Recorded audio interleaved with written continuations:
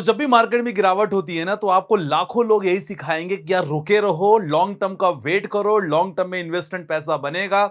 लेकिन कोई ये नहीं बताएगा कि भाई इन्वेस्ट कौन सी जगह करें जहां हमें कुछ फिक्स रिटर्न मिल सके।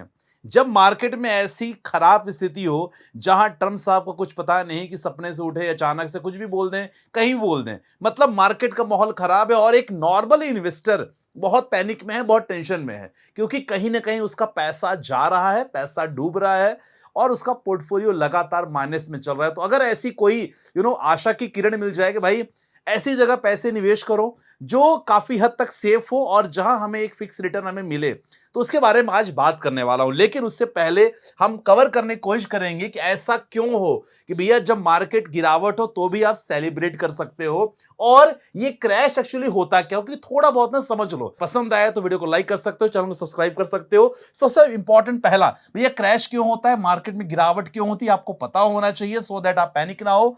कहां इन्वेस्ट करें ड्यूरिंग फॉल, ये बहुत इंपॉर्टेंट हमारा टॉपिक रहेगा कि भैया इस समय इस कंडीशन में कहां इन्वेस्ट करें सो दैट अपना पोर्टफोलियो ना डाइवर्सिफाइड रहे और ऐसी स्थिति मार्केट में दोबारा बन सकती है। तो इसके लिए हम बात करने वाले हैं और कुछ इंपॉर्टेंट चीजें हैं जो मार्केट क्रैश में आपको नहीं करना है। तो सबसे पहले बात करते हैं कंडीशन। कंडीशन भैया क्रैश क्यों होता है। सबसे पहले भैया क्रैश तब होता है जब आपकी इकोनॉमी, देखो दो तरीकों से क्रैश होता है, या तो इंटरनल या तो एक्सटर्नल।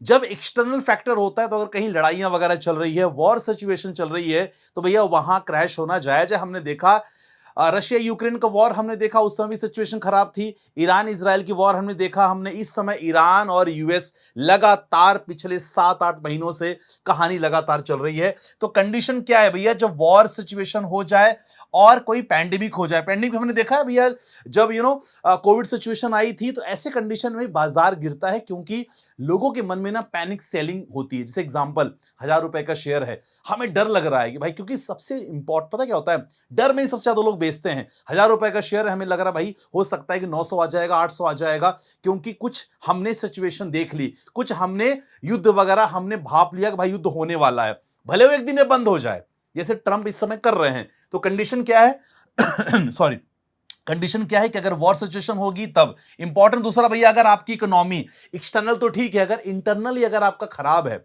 अगर घर में ही खराब है कुछ चीजें, अगर इकोनॉमी डाउन चल रही है, रुपीस लगातार गिर रहा है, इन्फ्लेशन लगातार बढ़ रहा है, इकोनॉमी डेड हो रही है, अगर ऐसी कंडीशन है, अगर आपकी इकोनॉमी वीक है, अगर मान लो बहुत सारी कंपनियों को रिजल्ट्स अच्छे नहीं आ रहे हैं, क्वार्टर फोर रिजल्ट जैसे बहुत बहुत कंपनियों को नहीं आए, उस समय भी क्या होता है, आपका क्या होता है, मार्केट लगातार क्रैश होता है। और कभी कभी इंटरेस्ट रेट, जी हाँ, इंटरेस्ट रेट हाइट, जैसे कल, आज मैं वीडियो बना रहा हूं तो कल डेटा आने वाला इंटरेस्ट रेट का, देखो क्या होता है, मतलब आरबीआई क्या करती है। तो अगर इंटरेस्ट रेट हाइक होता है तो अगेन इन्फ्लेशन की ओर अग्रसित होता है मार्केट, जो मार्केट के लिए अच्छा नहीं है। ठीक है, तो ये क्योंकि देखो इंटरेस्ट रेट ज्यादा हो जाएगा ना, तो बड़ी बड़ी कंपनियां जो लोन लेके चलती हैं बैंक से, उनको ज्यादा से ज्यादा लोन पे करना पड़ेगा, और जब उनके रिजल्ट्स अच्छे नहीं आ रहे हैं तो एक अलग से एक्स्ट्रा दबाव उन पे आएगा। तो वो इंपॉर्टेंट रीजन होता है भाई हाइक इन इंटरेस्ट रेट। और बहुत बार हमने देखा है, एक समय याद करो भैया, आईटी कंपनियों का वैल्यूएशन बहुत हाई हो गया था, अभी वैल्यूएशन बहुत ज्यादा डाउन है। ऐसा भी होता है, कोई कोई शेयर का वैल्यूएशन बहुत ज्यादा, प्राइस टर्निंग रेशियो बहुत ज्यादा हो गया, तो उस कंडीशन में भी क्या होता है, पैनिक सेलिंग होती है। आई होप आपको समझ में आ गया होगा कि भैया क्रैश क्यों होता है। चलो वीडियो के नेक्स्ट पार्ट पे चलते हैं। अब वीडियो में मूव होने से पहले ना, जब भी हम इन्वेस्टमेंट करते हैं ना साथियों, तो हमें डिफरेंट फाइनेंशियल इंस्ट्रूमेंट्स के बीच में चॉइस करनी पड़ती है, जहां हर ऑप्शन का ना अपना रिटर्न स्ट्रक्चर और रिस्क लेवल होता है। कुछ इन्वेस्टमेंट ना फिक्स रिटर्न पहले से फिक्स होते हैं, तो कुछ में पूरा रिटर्न मार्केट के परफॉर्मेंस पे भी डिपेंड करता है, राइट। अब यहां पे ना सबसे क्वेश्चन ये आता है कि भाई इतने सारे स्ट्रक्चर को समझकर हम अपनी इन्वेस्टमेंट स्ट्रेटजी कैसे बिल्ड करें, ताकि हम बेटर डिसीजन ले सकें और अपने रिस्क और रिटर्न को बैलेंस कर पाएं, राइट। सो यहीं पर आता है कि एक इंपॉर्टेंट एसेट्स क्लास, जी हां, कॉर्पोरेट बॉन्ड्स। कॉर्पोरेट बॉन्ड्स खासकर बेसिकली डेट इंस्ट्रूमेंट्स होते हैं जहां इंटरेस्ट रेट और रीपेमेंट स्ट्रक्चर पहले से डिफाइन होता है। लेकिन जैसे ही हर इन्वेस्टमेंट में होता है ना कि भैया इसमें भी रिस्क होता है, जैसे डिले या डिफॉल्ट, इन खासकर इन पेमेंट्स में। इसीलिए समझकर इन्वेस्टमेंट करना बहुत इंपॉर्टेंट होता है यार। पहले इस मार्केट का एक्सेस लिमिटेड होता था, लेकिन अब कुछ प्लेटफॉर्म ने रिटेल इन्वेस्टर के लिए लिस्टेड कॉर्पोरेट बॉन्ड्स एक्सप्लोर करना इजी बना दिया है, और विंट वेल्थ उसमें से एक प्लेटफॉर्म है। जी हां, विंट वेल्थ एक सेबी रजिस्टर्ड ब्रोकर है, और खासकर मैंने यहां पर्सनली भी इस प्लेटफॉर्म के थ्रू बॉन्ड एक्सप्लोर किया है। यहां खासकर टिपिकली ट्रिपल बी, जी हां, ट्रिपल बी से ए रेटेड बॉन्ड लिस्ट होते हैं, जिनके रिटर्न जनरली 9 से 12% पर एनम के रेंज पे होते हैं, और depending on the ability inventory.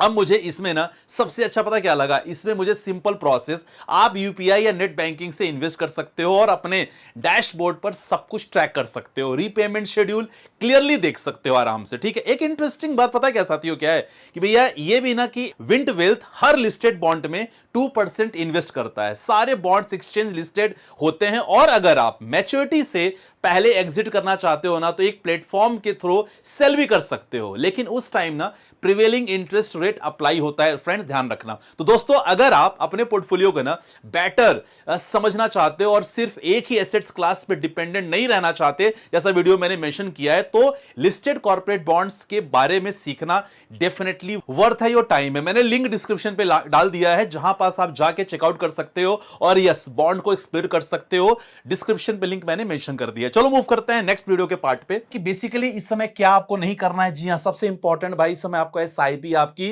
गलती से भी आपको एसआईपी नहीं रोकनी है। अगर आप ये सोच रहे हो, गूगल में आपको ये सुनाई दे रहा है कि भैया एसआईपी स्टॉपेज रेशियो 100% हो गया है, प्लीज इसका मतलब ये मत समझो कि एसआईपी आपको पूरी तरह बंद हो गई है। बिल्कुल भी नहीं, एसआईपी बंद नहीं हुई है। इनफैक्ट लोगों ने एक स्कीम से दूसरी स्कीम में लोग ट्रांसफर हुए हैं। तो ये गलती आपको नहीं करना है। एसआईपी स्टॉप आपको नहीं करना है, एसआईपी चेंज नहीं करना है, क्योंकि आपके जितने भी एडवाइजर होंगे जिन्होंने आपसे पोर्टफोलियो आपने बनाया है या बनवाया है, तो कहीं ना कहीं आपका गोल लेके आपका बनाया है। तो प्लीज ऐसे नहीं करना। हमेशा ध्यान रखो भैया, आपके अच्छे अच्छे स्टॉक्स में आपको सेल ऐसे नहीं करना है, पैनिक सेलिंग नहीं करना है, और अपने पोर्टफोलियो को डाइवर्सिफाई करना है। डाइवर्सिफाई करने के लिए मैंने क्या बताया, जी हां, बॉन्ड्स में निवेश करना मैंने आपको बता दिया है। डिस्क्रिप्शन पे लिंक है विंट वेल्थ की, जहां जाके आप एक्सप्लोर कर सकते हो, और यस, अपने पोर्टफोलियो को डाइवर्सिफाई कर सकते हो। बाकी कोई भी आपका क्वेश्चन हो, कोई क्वेरी हो, प्लीज कमेंट में मेंशन करना, मैं कोशिश करूंगा उसका आंसर देने का। राइट, बाकी मिलते हैं नेक्स्ट वीडियो के साथ। अपना ध्यान रखिएगा। बाय बाय, टेक केयर, जय Hind guys. Fixed returns do not constitute guaranteed or assured returns. Investments in corporate debt securities, municipal debt securities, and securitized debt instruments are subject to credit risks, market risks, and default risks, including delay and/or default in payment.